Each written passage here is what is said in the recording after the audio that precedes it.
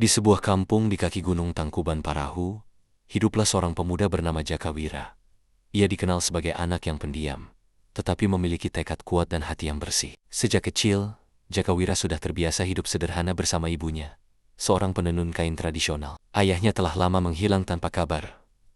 Konon pergi merantau untuk mencari ilmu kanuragan. Meskipun hidup dalam keterbatasan, Jakawira tidak pernah mengeluh. Setiap pagi ia membantu ibunya, lalu pergi ke hutan untuk berlatih silat seorang diri. Gerakan-gerakannya belum sempurna, tetapi semangatnya membara. Ia sering berkata dalam hati, "Suatu hari nanti, aku akan menjadi jawara yang melindungi kampung ini." Di kampung itu sendiri, suasana tidak selalu damai. Sudah beberapa bulan terakhir, masyarakat hidup dalam ketakutan karena gangguan dari seorang jawara hitam bernama Ki Renggong. Ia terkenal sakti, namun menggunakan ilmunya untuk menindas dan memeras warga. Setiap bulan, Ki Renggong datang bersama anak buahnya untuk meminta hasil bumi. Siapa yang menolak akan menerima akibatnya. Pilih hidup atau mati. Suatu malam, ketika bulan purnama menggantung tinggi, Ki Renggong kembali datang untuk menakuti warga dan memeras hasil panen mereka. Suaranya lantang menggema di tengah kampung,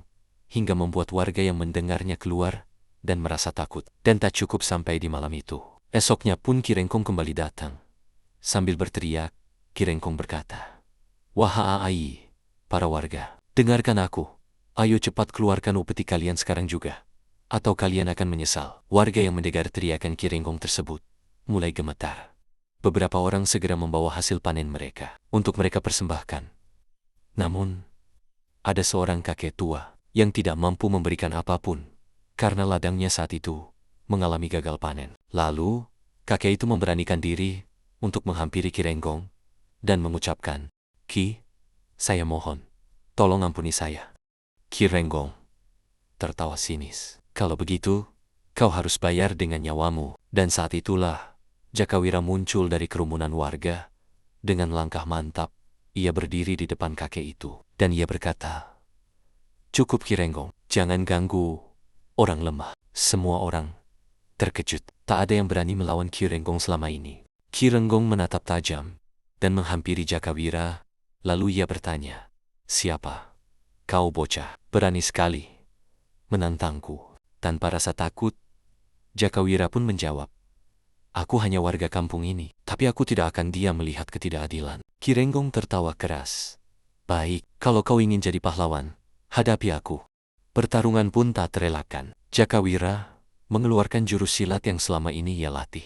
Gerakannya cepat, namun Ki Renggong jauh lebih berpengalaman. Dalam beberapa jurus, Jakawira terpental dan jatuh. Warga menahan napas. Ibu Jakawira menangis melihat anaknya terkapar. Namun, Jakawira bangkit kembali. Bibirnya berdarah, tetapi matanya penuh tekad.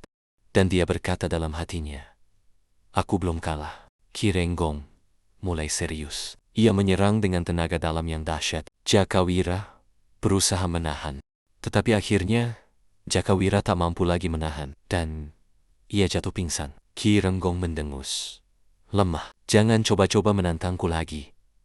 Ia pun pergi, meninggalkan kampung dalam ketakutan. Setelah kejadian itu, Jakawira dirawat oleh ibunya. Selama berhari-hari, ia tidak sadarkan diri. Dalam mimpinya, ia melihat seorang pria tua berjubah putih dan memanggil namanya Jakawira. Suara itu lembut, namun tegas.